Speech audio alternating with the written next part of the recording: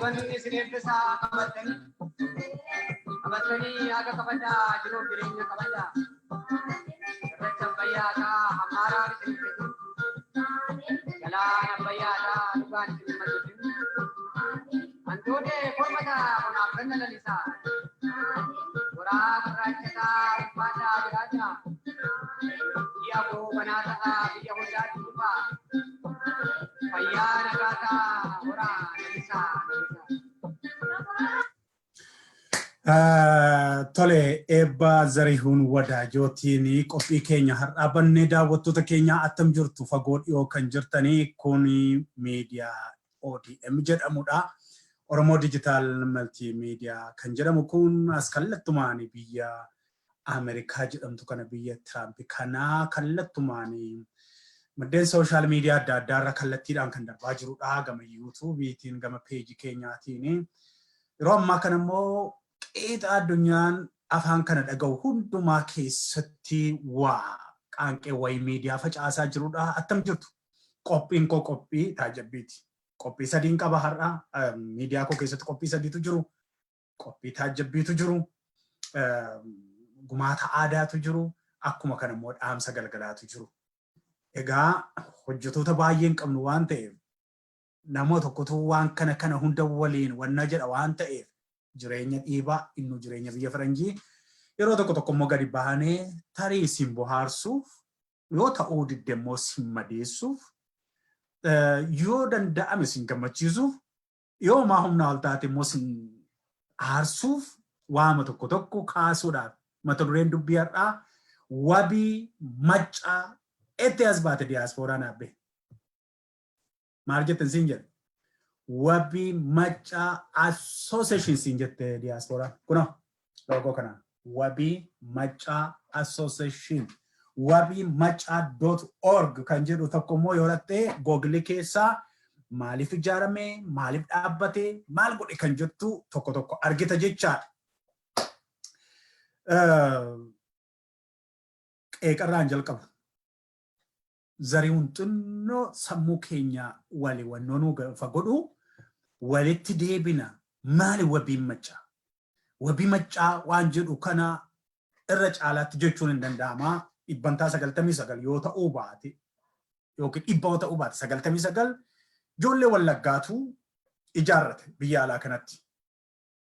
Noorz Ameerikaa kanatti maqaa wabii maccaa jedhuun gadi ba'anii ilmaan Wallaggaa.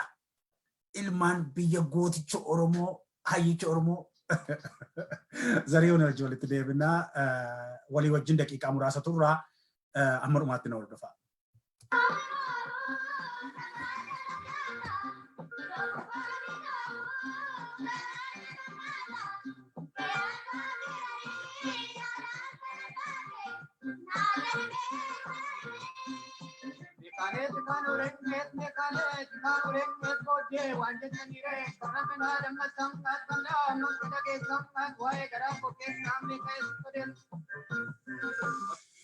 Hunda isaasitti odeessuu gaan artist Zarihuun Wadaajoo galata guddaa argadhu geerarsa kee waggaa dheeraa turaan har'a yaadadhee gadi fudhadhee geerarsichatu oduun odeessu kana wajjin xiqqoo wal naaf fakkaataayyan dhiyeessee wanti ati yeroo sana dubbataa turtee haala kee har'aa hin beeku garuu kan yeroo sana yeroo cimtu yeroo dukkanaa sanan beekaa. Jiraadhee utuu hin taane situ jiraatee nan dhaga'ee nan iyyaafadhee nan qoradhe kana egaan daawwattuu tokko wabii maccaa kan jedhuun as ba'e dhaabbanni tokko biyya kana keessa jira kaayyoosaa adda addaa seeraawwannoo godheeraa goolii akkasiin qabaa waan jedhu tokko kaaseeraa wabii maccaa kan jedhamu kuni amma danda'ametti wanta kana qorachuu yaaleera. Erga gara sammuuna dhuftee ji'a tokko hin taate xinnoo yoo ta'e warri waan kana irratti hojjetan garuu ji'a 5 ol akka irratti yeroo isaanii fixanidha kan isaan dubbatanii. carraa argadhee yeroo tokko sagaleedhaan gidduu isaanii seenee dhaggeeffadheera. Gaafan gidduu seenee hayyoonni piroofeesoroonni bebbeekamoon kun yeroo isaanitti ibsa wayii kennan riisarchii yoo ta'uu baate illee waan akka mini riisarchii yoo jennee ibsa tokko waan maccaa irratti kan kennan argeera. Dabalataan gurguddoonni nama keenya piroofeesarri dooftolli hayyuun aartistiin maaliin hundumtuu achi keessa ture.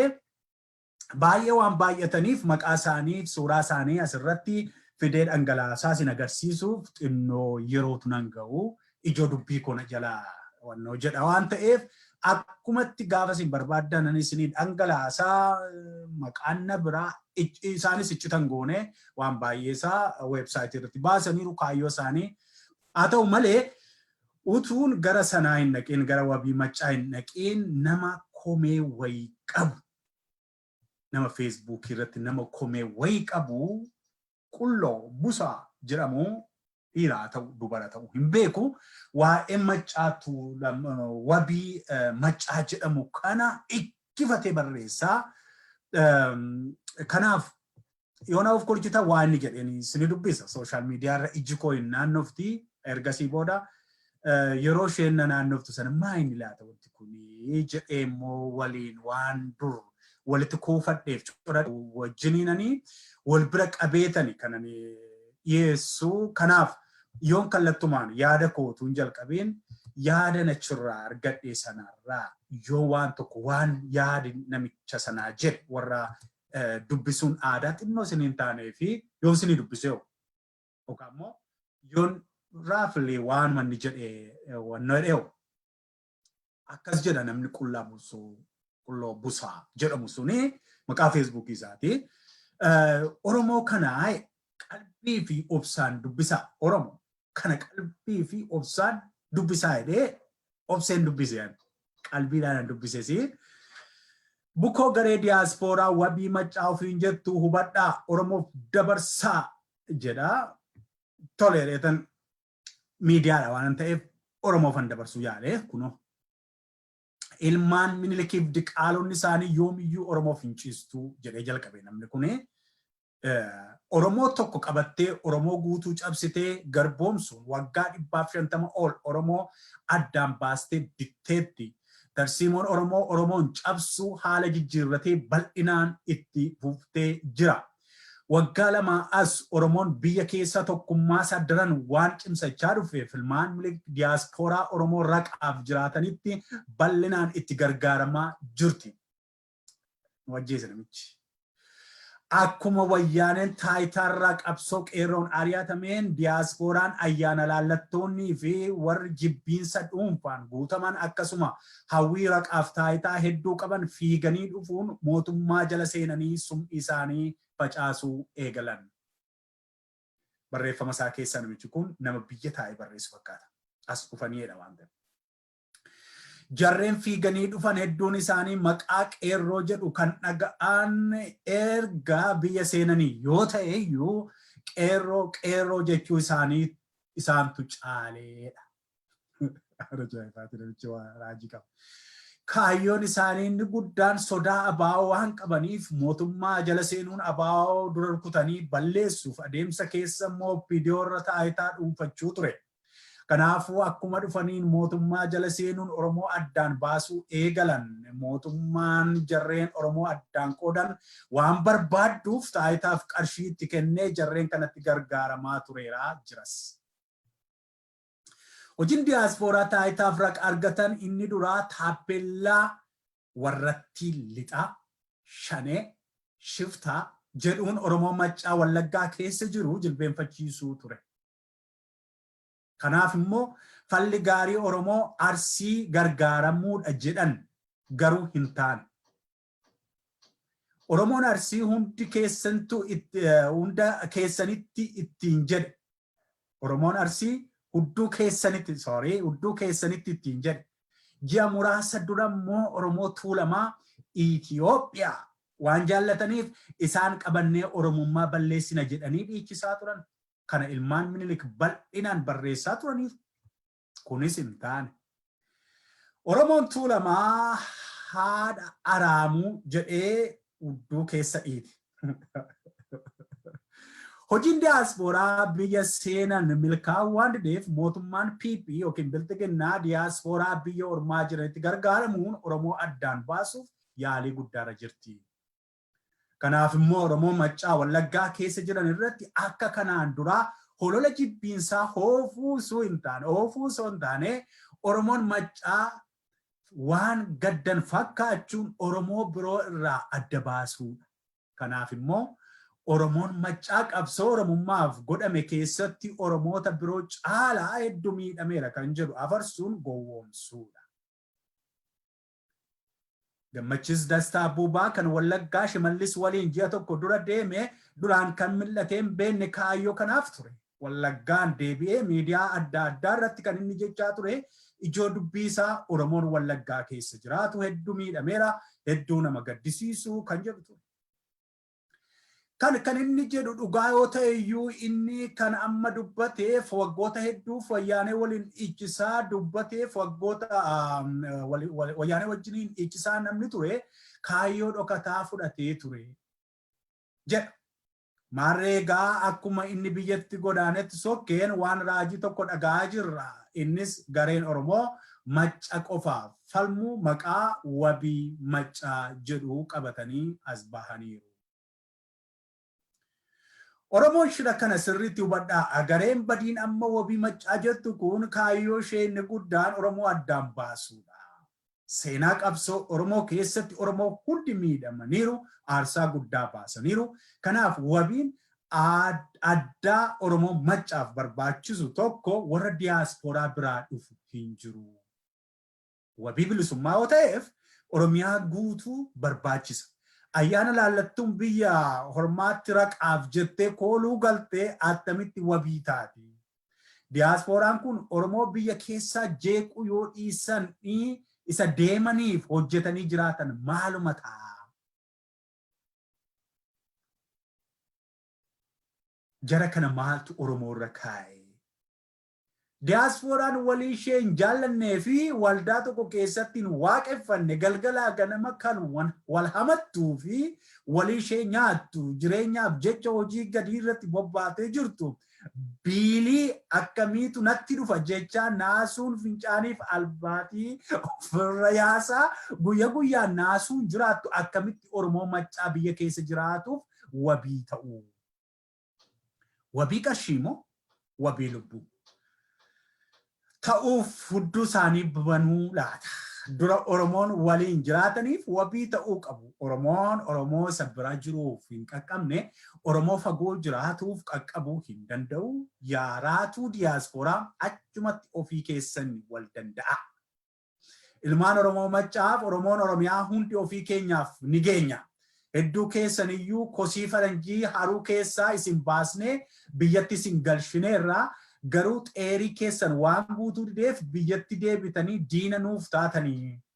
Oromoon yommuu mammaakuu tokko dhuufuun dhiirummaa fi lama dhuufuun gadhummaa fi jedhaa addaan baaneerraa nagaatti. Diyaasporaan Oromoo ilmaan Minilikiif wayyaaneen biyya isin ariite jiraachuuf jecha biyya ormaa jiraattan warri rakkoo Oromoo mar'immaan isin waadee waxalu warri qabsoo Oromootti cichitanii haftan hundi gara wabii Maccaa jettu kan garee kana fakkaattu kan biroo yoo jiraatillee kan afaan qabsiisaa yeroon kun yeroo taa'umsaaf lafa gandaan maabara shiraa dhaabbannu miti. Odeeffannoo dabalataaf sirreessa jedhe namichi suni namichi kana barreesse sa'a muraasa dura waa'ee Dooktar Tizaazuu qeesii Minneapolis jiraatu kan garee wabii Maccaa jedhu dhaabee PP waliin dhiichisaa jiru isinii qoodan ture. Waa'ee namittii kana dabalataan kan armaan gadii nu qaqqabdeetti. Qeesichi lafa bakka lamaa fudhatee jira. Alamganaa fi marii lafa Oromoo Karrayyuu kan magaalaa Matahaaraa kan warshaa sukkaaraa sana ture. Bakka kanatti kan inni agiroo indaastirii dhaabuuf dhiichisaa jiru jedhee waan baay'ee dubbatee namichi Feesbuukii kanarratti barreesse. Namichi yookiin dhiiras dubartiis haa ta'u qulloo busaa dhaqaatii peeji Feesbuukii kana jala ilaalaa. Miidiyaan miidiyaa dijitaaliiti waan ta'eef miidiyaan koo kun dijitaalii waan jedhuuf Oromoo digital multimedia waan jedhuuf waan dijitaaliidhaan darbu kamuu fuuneetu access gooneet asirratti walii wajjiniin mari'anna. Irra caalaatti waa'ee maqaa Facebook yookiin maaloo tun taane yaada isaan yeroo hunda yaada wanta katabame sanaan fuudhee ilaala. Namoota immoo fedhii qabaatan miidiyaa irratti wal fichisiiseen falmisiisuu danda'a. Namoonni yoo miidiyaatti iskiriinitti as ba'uu sodaatan immoo ofii kootiin bakka bu'ee falmaa dubbadhaa. Isin gidduutti isin gammachiisuu yookiin isin aarsuudhaaf kan dhufan isiniin jedheera. Addunyaatu addunyaa akkasiitii yerootti yaadaan hojii hojjennudha waan ta'eef.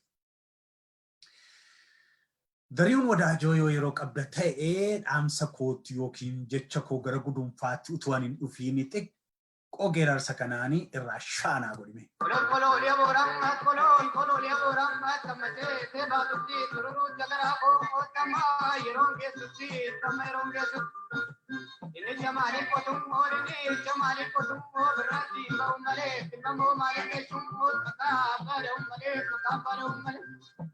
Ya jole bandera kam adura ba bandera kam adura ba bandera ka adura ba bandera ka adura ba bandera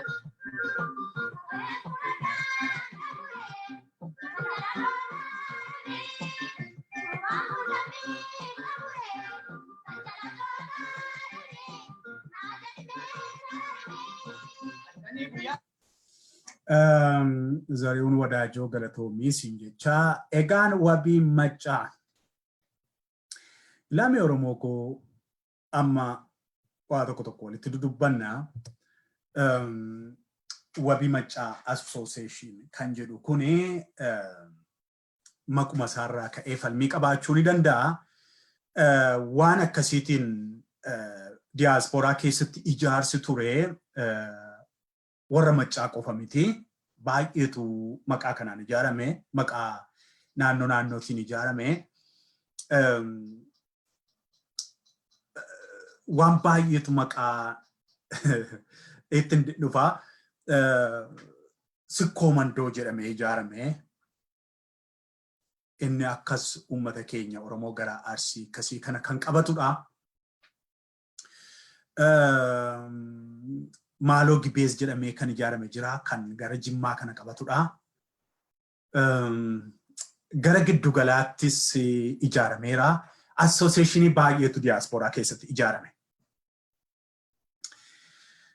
Godoo keetti waan jedhu fakkaata wantichi godoo keetti. Yeroo baay'ee falmii kanarratti yeroo ka'amu namoonni naannoo isaanii waan wal ijaaraniif waan harka wal qabataniif yoo xiqqaate naannoo isaanii tasgabbeeffataniiru naannoo isaanii godina isaanii ta'uu danda'a tasgabbeeffataniiru.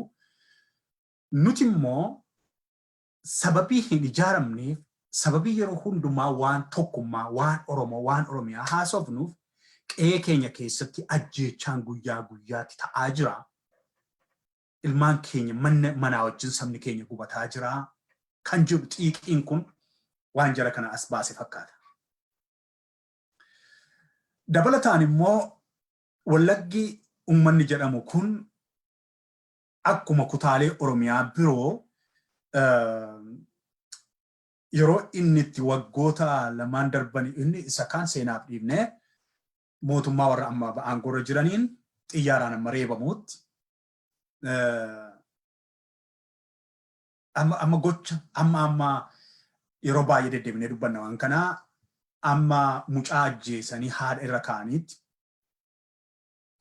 Baay'ee yeroo baay'ee waan mucaa ajjeesanii haadha irra teessisanii kuni kan sanaa oliitu ta'e tu dubbannu waanuma tokko waan afarsinuuf malee irra deddeebinee dubbannuuf malee Wallagga keessatti waan sanaa oliitu ta'e. Waanuma madda isaa qabnu asuu teenyee kan ragaa qabnu siniin jechuufan Oromoo irra wanti ga'ee xinnaa miti. Oromoo Gujii isa ta'u Oromoo Walloorras Oromoo Lixa Shawaarras wanti ga'ee baay'eedha. Baay'eetu ga'ee sun egaa akkuma koomiletiivii isaa gaafa laallu bu'aa garbummaati. Bu'aa wal gagadhiisuu keenyaati. Bu'aa waliin dhaabbachuu dadhabuu keenyaatu sirna sana jalatti haala kanaan hamma amma nuu darbuu dideetu du'aa jirra Oromoo. Amma immoo qeeqa gurguddaatu ka'e akkuma barreeffamni amma ani isinii dubbisee namni barreesse sun very powerful, shocking warroota dhaggeeffattanii fi jechi isaallee baay'ee namni kana barreesse utuu simpira jiraatee waanuma ilkaan namatti yaasu fakkaata gubateera. Qaamni kana ijaare immoo tarii yoo as bahe waan biraa jedha ta'a. Sanaaf miidiyaan koo banaadha. Warra bahee dhufuu barbaaduu fi ana wajjiniin keessummaan isa godhadhee isinii haasofsiisaa. Wabii maccaa gaafa jennu lakki akka isaati dubbiste sanaa miti nuti kana nama jedhuu fi ani hello dafee itti bilbiluu miidiyaattan isinii fudhee ba'a. Miidiyaan koo kan inni dhaabateef kana qeeqa waan ta'eef. Irra caalaatti miidiyaa ODM irraa qeeqa eegaa. Qeeqa hamma ammaatti miidiyaa si faarsu malee miidiyaa waa sarjarii kana si hodhee si suphu hin qabnu. Kanaafi warri kaan miidiyaa nama suphu ijaaraa malee kan koo miidiyaan nama falaxuu ta'uuf jira. Kanaafan qarqara deema hin dhufne gara ijootti aan. Si jira kan akka malee wal babbaqaqsinu yaadaan jechuu kooti. Kanaafi seenaa keenyatti duuba deebine haa ilaallu. Baarotumsaa faa warra lubbuun hin jirre yoo fudhattan ilaaltanii godina akaakileen isaanii abbaan isaanii keessatti dhalate utuu hin taane qabsoodhaaf utuu godina biraa keessa jooranii sikkoo mandoo keessa har'a amma reeffi isaanii achuma jira hin fuudhamne.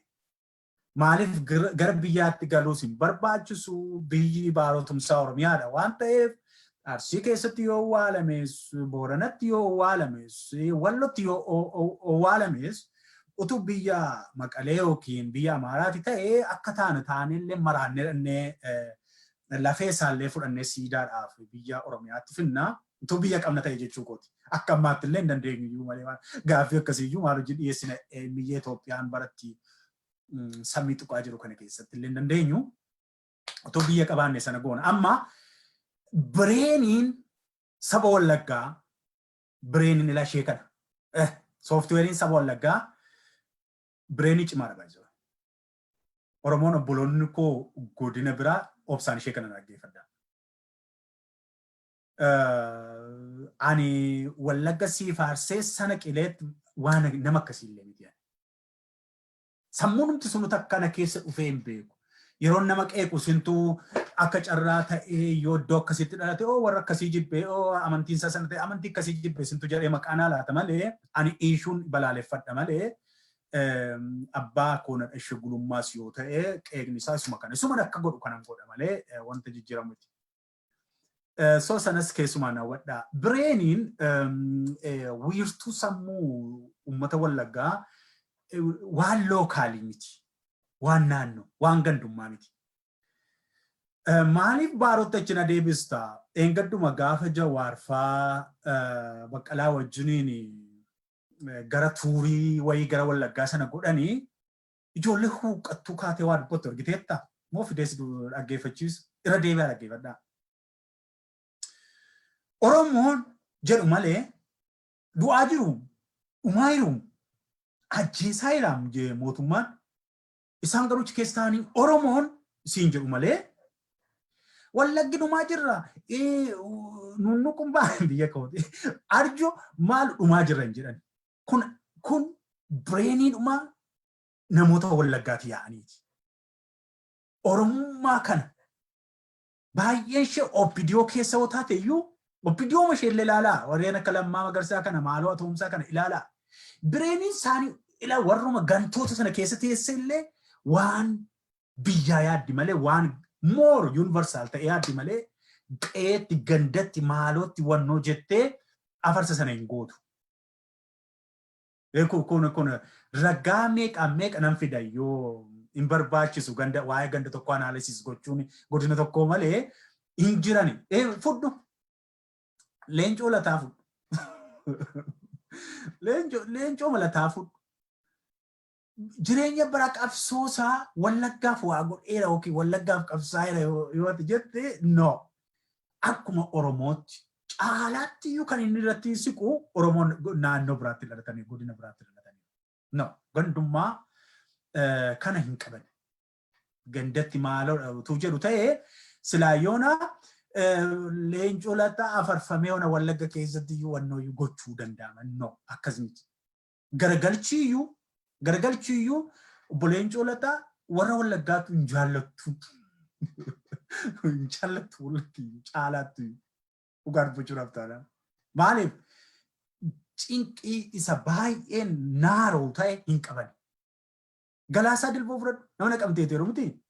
Galaasaa Dilboo gaafuma tokko haasama isaa keessa illee gara biyya dhalatee dubbatu takka ija koon argeen beekoon analisisaa keessatti. Oromoon akka itti cabee akkatti jedhaa almost immoo kan inni itti sosocho'aa tures biyya inni itti hooggansaa keessa sosocho'aa tures Wallagga miti. Maalin si lakkaa'ee si fixaana mana. Namoonni Dr. Hayilee Fidaa fa'ii jalqabee weellistoonni illee eebbisaa addunyaa fa'ii jalqabee maal jalqabee bireeniin isaanii bireenii baay'ee yuunivarsaal ta'edha. Hunda galeessa. Akka Oromoon cabeetti Oromootu cabe jedhu malee gandatti bibixxallatanii bixxillee gandaa kana hin beekan. Garuu amma shaakaluu jalqabaniiru. Amma behaya አንደኛው ክፍለ ዘመን በቃ ዱፈን ኩኖ መጨብጥ deebi'an. Mac wabii Oromoo ta'urra kuno haati dhufan. Wabii Oromoo wabii Oromiyaa ta'urra amma eessatti dhufaniiru jettee argitee qabsoon keenya iddoon gahaa jiru ol bayettee gaaf utuu ati eegduu giraafiisaa miti staatishiyan come on eessa geera qabsoon keenya qabsoon Oromoo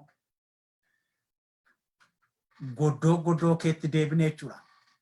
Qeeqeetti borimmoo amma macca miti macci kun amboo sin dabalataa maaloo sin dabalataa gara jimmallee hin dabalataa mattuun hin dabalataa arjoon dabalataa Wallagga Arfan hin dabalataa macci almost macci iyyuu deeffaayin ta'uu qaba baay'isee warri kana ijaaranii ijoollee Wallaggaati biyya kana keessa jiru hunda isaanii maqaa isaanii anuu fidaa obsumaan na duukaa tura. Irra caalaatti kan yaada kana fidanii ijoollee Wallaggaati garuu maccuma sana iyyuu deeffaayin waan godhan natti hin fakkaatu yoo macca sana hiikoo itti laattu ta'e miidiyaa kootti kottaa ODM'tti waliin macca kana falmina. Wabii maccaa taatu erga ta'ee isin wabii ittu raayyaa umbannaa hin barbaaddanii jechaadha. Maaliif ennaan isin wabii maccaati waan ta'eef wabii Wallaggaati. Qabsoon keenya akkas ta'eera. Wabiidha. Jecha wabii jedhu sana akka barataa afaanitti itti yaada wabii taatu jechaadha isin. Maqaama keessan irraa kaatanii.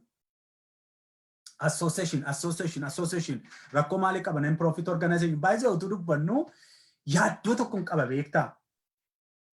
Yaaddoo guddaa ani qabu bultuun miidiyaa aanolee miidiyaa jalqaban amma ijoolleen showuu babbananne kuni waaquu qama dubbannu kuniyyuu gandaatti lagaatti qeetti gaggalaa jira. Bultuun miidiyaa aanolee miidiyaa itti dabali naman. Maaloo miidiyaa naasasararii adaraa waaqaa. Miidiyaa aanolee bultuun waan nuti deemaa jirru akkaataa itti seetaappiin yeroo ammaa kana keessatti nafxanyaan nu ijaaraa jirtu akka malee dhaabbata koo kana yaaddessee jira. Waan itti jiru kun waan itti adeemaa jiru kun waa tokkoon fakkeenya sii kenna nama na dhaggeeffadhu. Wallaggi na ajjeesa maaliyyoon akkasina godha Jimmy Arsii wajjin wal fixa gaafa siin jire Prime Ministeriin kee. Arsii kanaa yookiin warra si komandoo kanaa qopheessanii almost percentii 90 ol Abiy Ahmed Lammaa Jawaarii fi Geettuu Geezarii jennu. Geettuu Geezarii jenna dur mana barumsaa yeroo jirru walii wajjin wal arginee ma waa jechuudha. Si komandoo jedhanii almost ummata naannoo tokkooti humna qabu maallaqa qabu walitti buufataniiru ummatuma maccaallee yeroo isaan beelaan dhaqanii gargaaru ijaarsi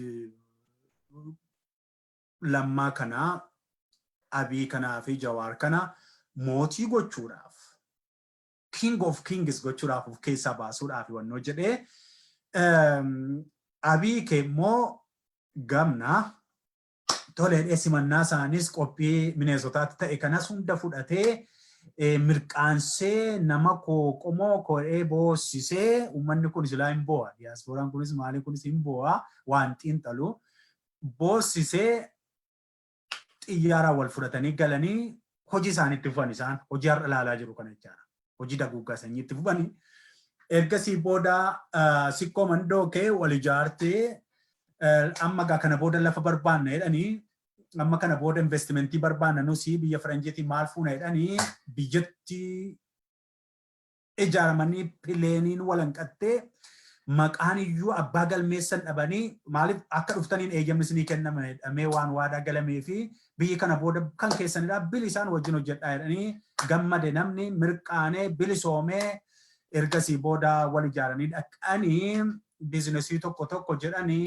odaa maaloo jedhanii maqaatti kennanii mana barumsaa jedhanii kaantini mana ijaarraa jedhanii lafa kana jedhanii bobocoqatanii ammi bobocoqates waa bobocoqatee hamma kaanittis baay'ee kan ittiin tolles jira sana godhanii hin milkoofne gaaffii oromootuun deebi'anii immoo Atama baakee kaleessa akka itti wal faana si nyaachifne sin ergine ammoo Jawaar keenyatti nama ergite ajjeesisuuf jedhanii gaafa galgala doorsisatti galgala sana diyaaspooraan sa'aatii 48 miidiyaa peejii OMN as jiruutiin ijoolleen jijjiiroochi irratti jedhanii Abii gantuu sanyii ilma diqaalaa maaloon kaleessa satu ilma abbaa gadaa keenyaati jedhanis mannaa godhanii fi gantuu jedhanii maal godhanii ergasii booda waati quba kee huba keerraa buufte asumaa hin dhufna jedhanii sii dhufna jedhanii waraanna jedhanii atis hin duutu waan tokko jedhanii miidiyaa keenya bubulluqsinee anis walajjeesuun gaarii miti jedhee labsii dabarsee akka dhaabbata kootti ilma Oromoon ajjeesinaa dubbiin yaadaan wal ajjeefna yaadaan walitti falmina malee waan jedhuun kaase sunuu ta'ee gawaa baay'eetu ture gaa sikkooman biyyaa keenyaa warra sikkooman doo. Egaa dubbiin yaa warra sikkooman doo yaa warra wabii maccaa yaa warra bultummaaloo yaa warra maalii gibee yaa warra wal qoqqoonnu yaa warra maqaa baay'ee qabnu yaa warra jechoonni keenya cirracha laga abbayyaa yaa warra uummanni keenya guddaa amma gaaffiin sin gaafadhaa deebisaa gaa.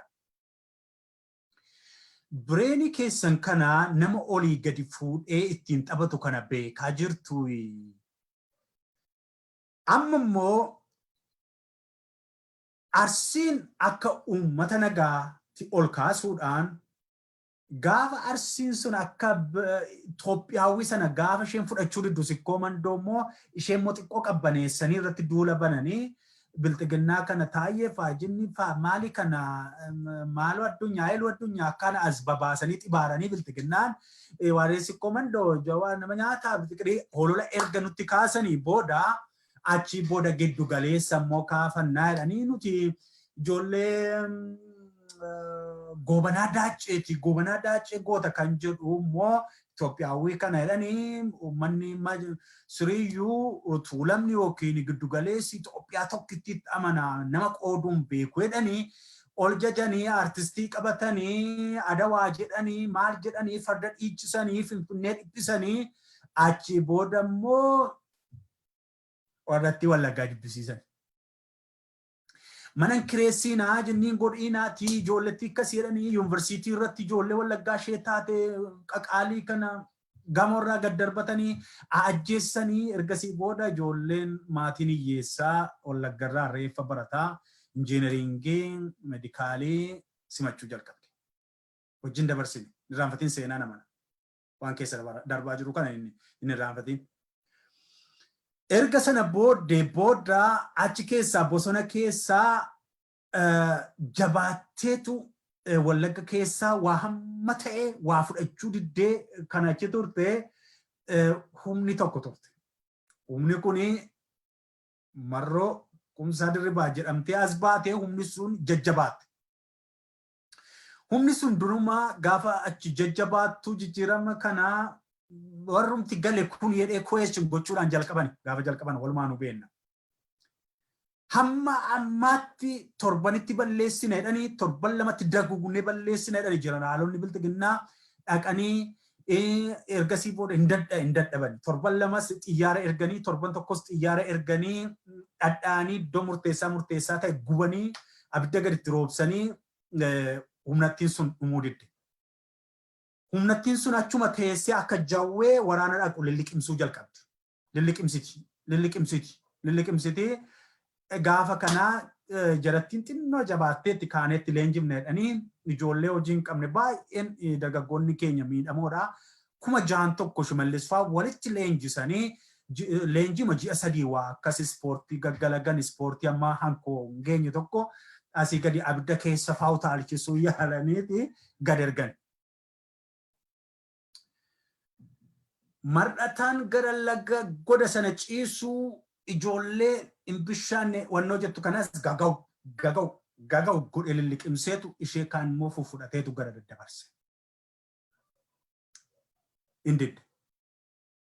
Wallagga kana holola irratti qindeessanii abaawoon isaan qofadha malee abaawanti jedhamu kun maccan sikkoo mandoon ilaallatu tuulaman ilaallatu maaloon ilaallatu jedhanii jalqaban.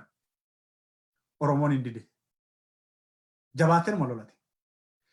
Amma immoo hin beelessinaa eessa abbaa isheedhatti hin qotanne hin aramanne hojjetanne buna hin ciranne maaloon goone jedhaniitu qabatan. Wallaggi diddeerumaa ammas qabsoo isheetti buufte. Yoo qabsaa'u. Awwaalachaan ma qabsaa'u. Awwaalaan ma qabsaa'u. Beelaan ma qabsaa'u. Keessaa bibbituu jalqabanii tokko lama bibbitanii as miidiyaatti as dhiyeessanii waan tokko boo'uu jalqabanii hin dide wallaggi. Waan barbaaduun qabaa akka jechuuti. Gaafa kana hundumaatii wannoo jedhanii amma immoo wabii maccaa wallaggi miidhamaa jira jedhanii biltiginnaan nu wajjin boo'uudhaaf kaartaa isaanii sikkoo mandoorraa fudhatanii tuulamarraa fudhatanii amma immoo bireenii wallaggaa kana xiqqoo hojjechiisuudhaaf oo'uudhaaf qamadii fa'aa nuu safaruudhaaf zayitiis nuu barbaaduudhaaf nuu kadhachuudhaaf amma immoo wabii maccaa birrii dafaatii wannoo goonaa dabneetu qaqqabnaa jedhee ajandaa bara dhufuu waa'ee bilisummaa waan haasofnu hin qabnu jedha biltiginnaanii. Eenaan duula atattamaa qabna uummata keenyatu shaneetu ajjeesaa ture shaneetu miidhaa ture kanaaf qamadii safarraa fi jechuudhaan ajandaa nuu ta'a waggaa dhufu.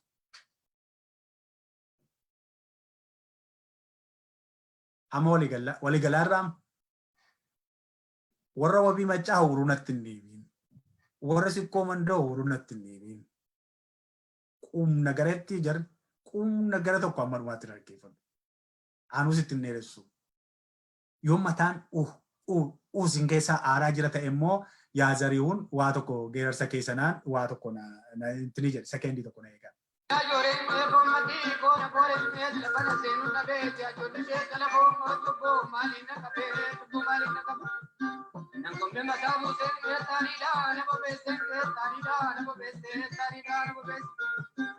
Ora de devi esta kamichi rapunjo odide natti devi esta kamichi manguddo odia jo nise jana odia jo nise talapu ibe kangalonge migirike pidunge sindurike targaman salanya jum odam na salle sabulu na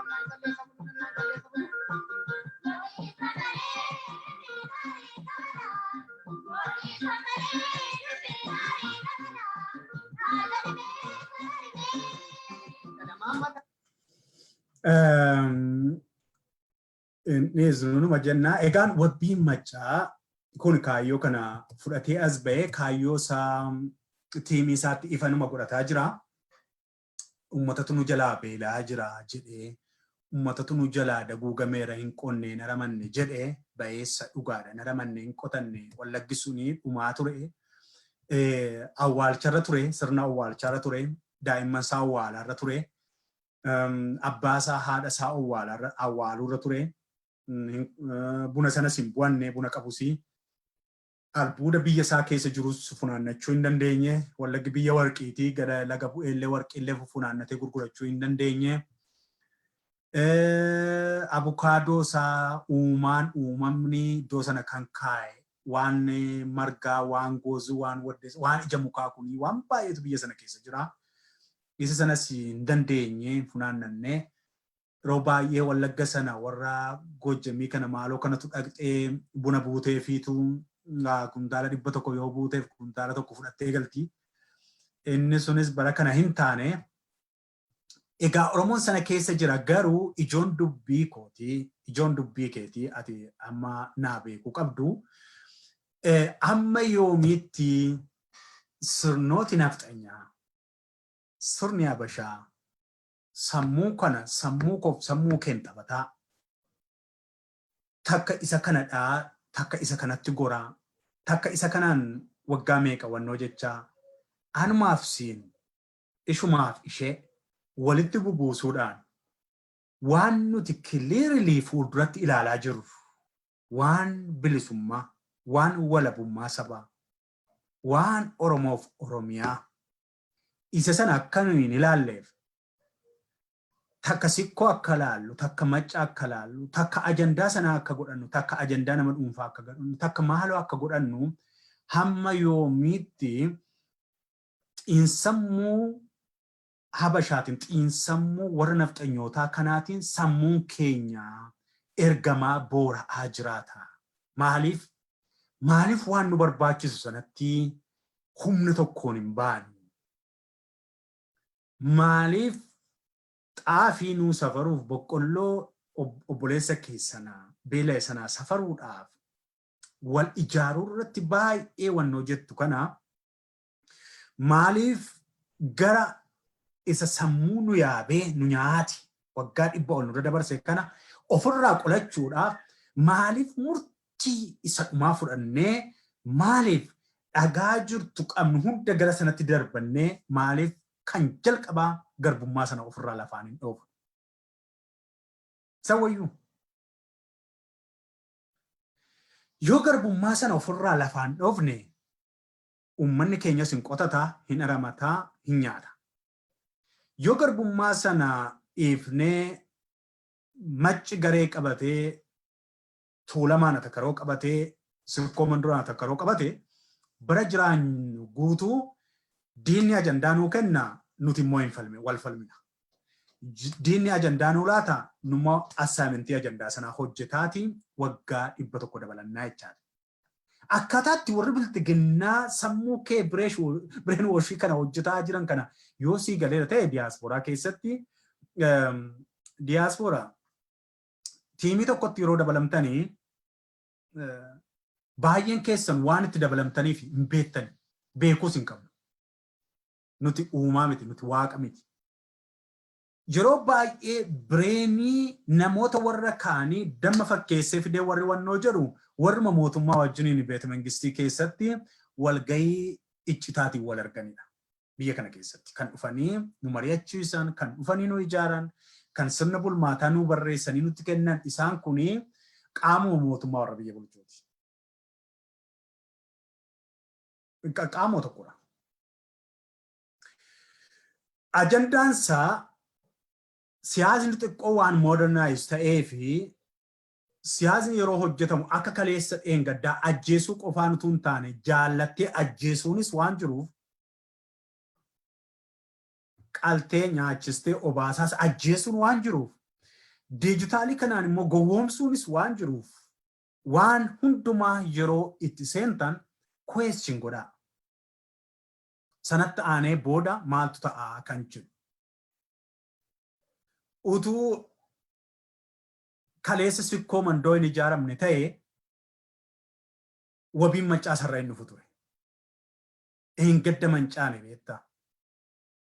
Gaafa koozii keenya kan waloo qabnu lafa keenyee kan nama tokkoo dhaggeeffannee namni tokko sun waan miidiyaadhaan nuun jedheef naannoo amantiitiin ijaaramnee naannoo godinaatiin ijaaramnee walirratti kaanee maallaqa keenyas achitti harcaasnee koozii nama dhuunfaatiif harcaafne koozii guddaa Oromoon qabu gaafa dhiifne sana gaafas cabne na hubatta gaafa sana cabne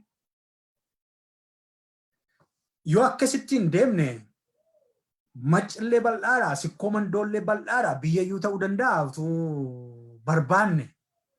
barbaanne maccaas ta'e jedhamuuyyuu hin danda'a baay'ina uummata qabuutiin sikkoo mandoos akkuma kana jimmis akkuma kana yookiin gibeen akkasi warri gibee gama haa ta'u malee akka Oromootti immoo inni amma hin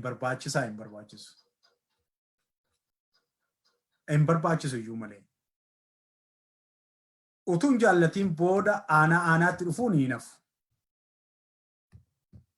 ummata aanaa koo miliyoona tokkoon taate yoo ta'e isheen ijaarrachuu deebi'a ergasii booda ajandaa koo jaruma keessan godhadhaa ijaarsi ala na hubataa ammoo deema aanaa gandaan manneen amantiitiin wal ijaaruu rakkoo qabaa miti inni an dubbataa jiru garmalee immoo akkanii inni an jechaa jiru eenyuuf akka mi'a ta'aa jiru beekaa koozii guddaan tokko jira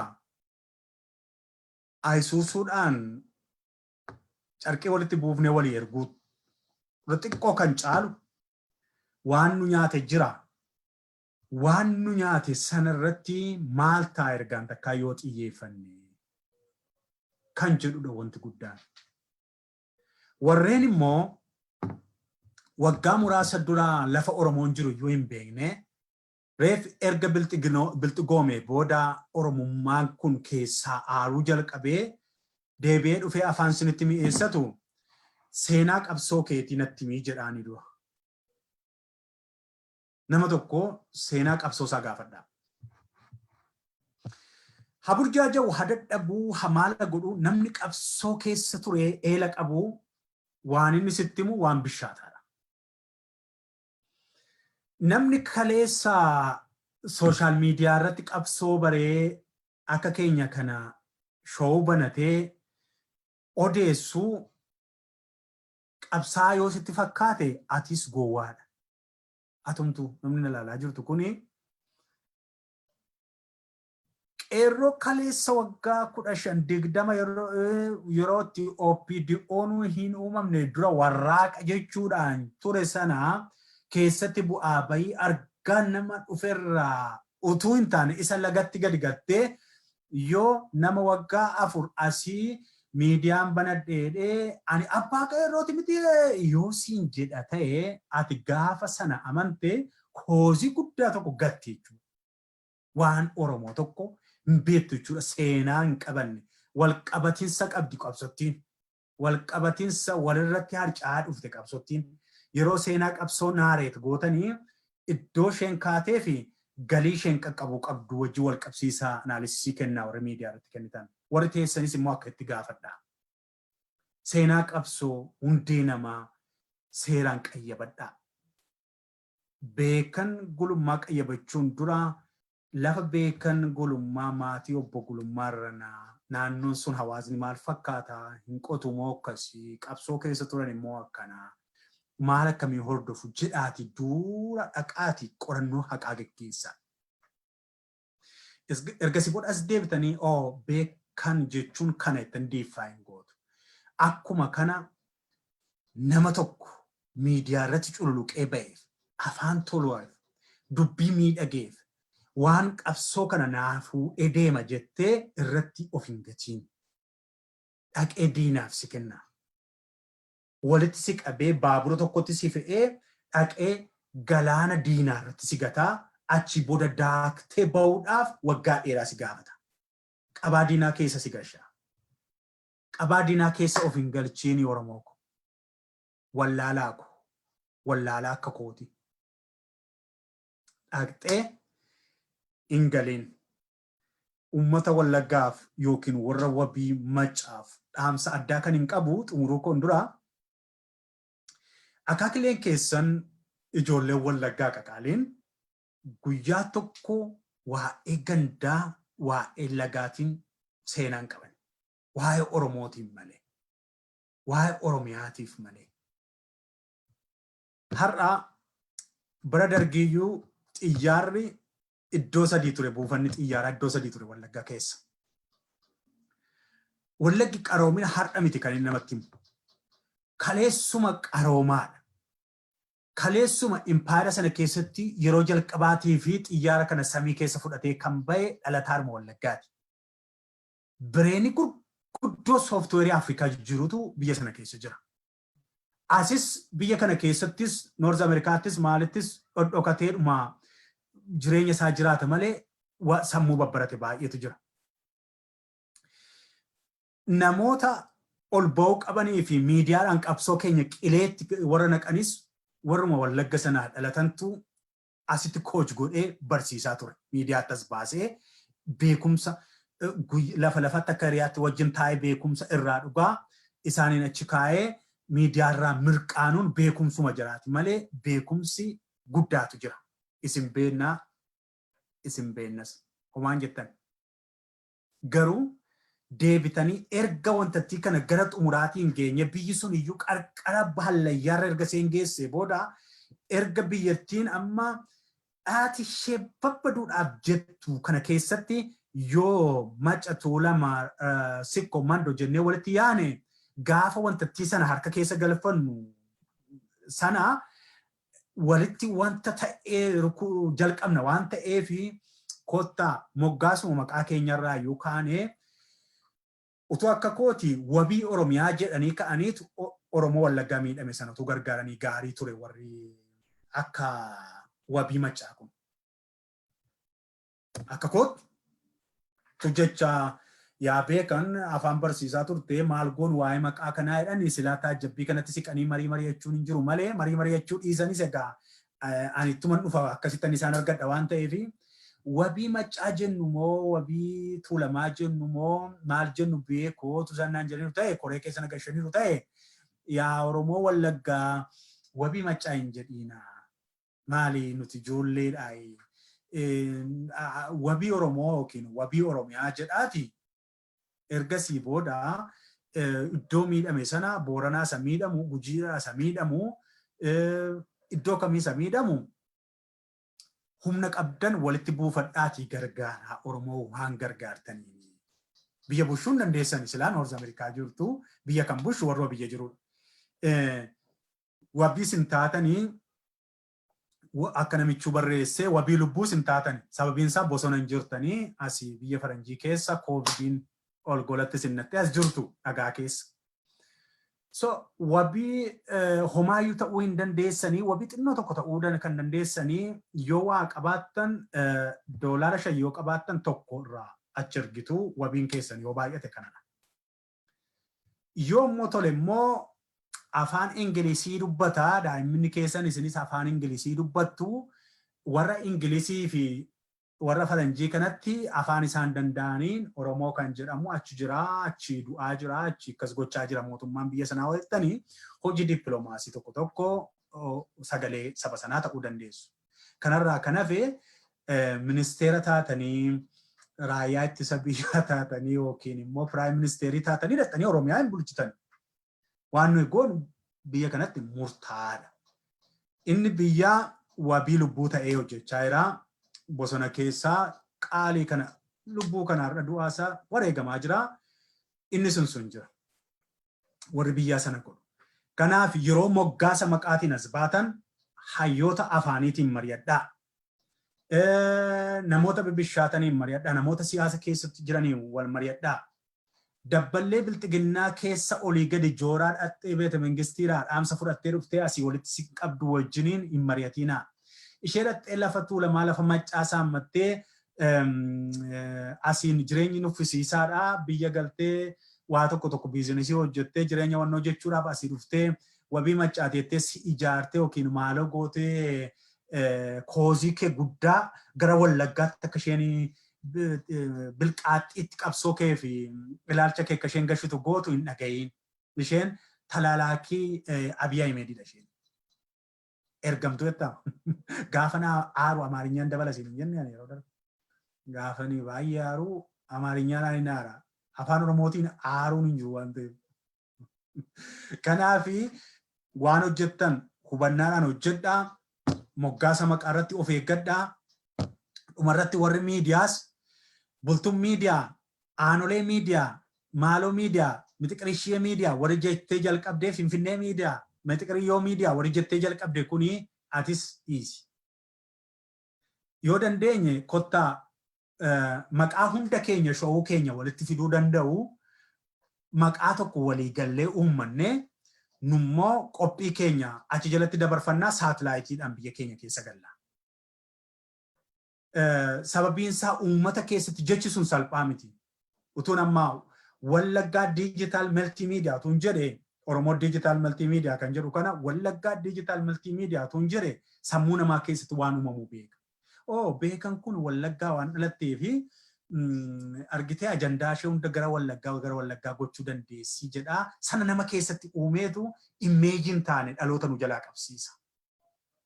Waan goonu maqaa moor guddaa ta'ee naguun maqaa guddaa tokko haguun ergasii booda istiraakchariin keenya utuu ta'e waan gadaa keessa jiru tokkon hawaanii waan gadaa keessa jiru istiraakchariin sun nu baasa. Hundumtuu caffee qabaa. Godina hundumtuu abbaa duulaa qabaa. Raabaadorii qabaa. Foollee qabaa.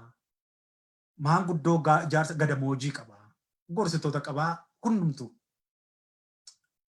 Akkaataan itti sirni bulmaata isaa immoo dimookiraatikiidha.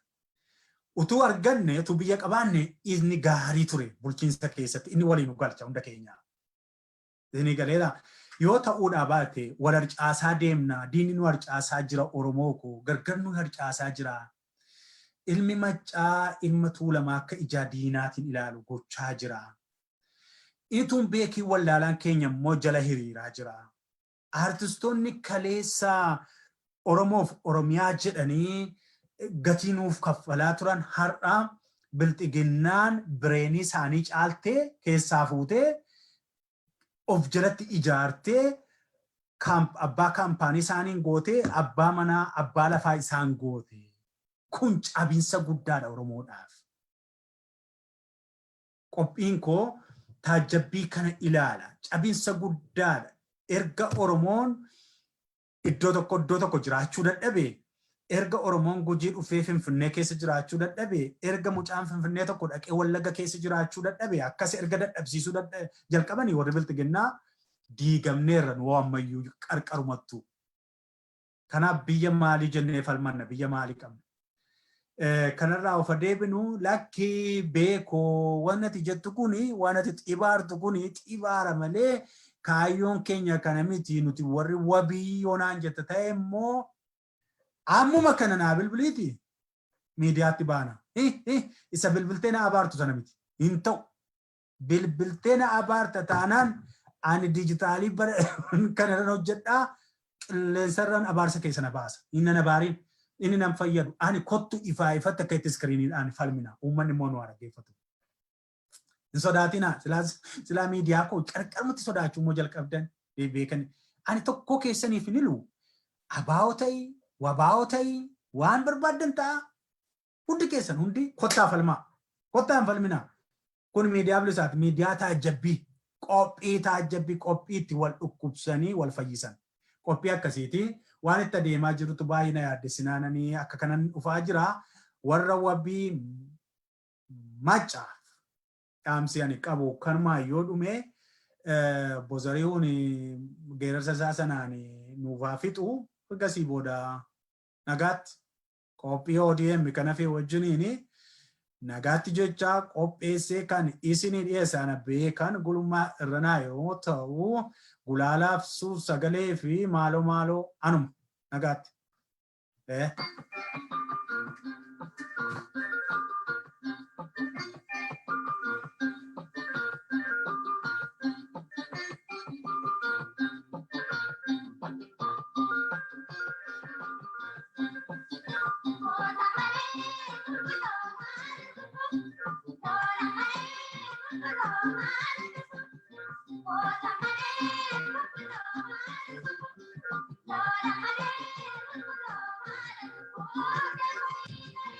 If one is read the Sakabatani, qabatanii haga kabajaa jiruuf jireenya kabajaa. Irratti ambayyaataa hammaaraan isin fedhu. Galaan ambayyaataa dhugaan isin matutin. Hantuunee kormataa bonaaf ganna lalisaa.